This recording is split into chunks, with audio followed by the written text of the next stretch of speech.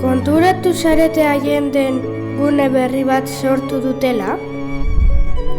Bai, nik ikusi dut, zuzendaritza horren dago, gure bihotzetan deitzen da. Eta zer da hori? Maite ditugun hildakoak gogoratzeko gunea da. Eta hori zelan egiten da?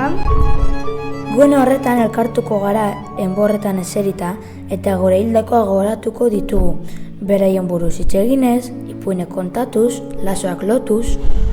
Eta hori nork erabiliko du?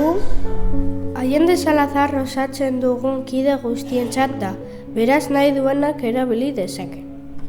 Orduan ikasle, langile eta familiek? Bai, guztiok dugu leku bat oligondoaren inguruan, gure doloak eta oroitzapenak elkarrekin zaintzeko eta partekatzeko. Eta noiz hasiko da? Lasai, datozen asteetan irakasleekin eremua ezagutzera joango gara.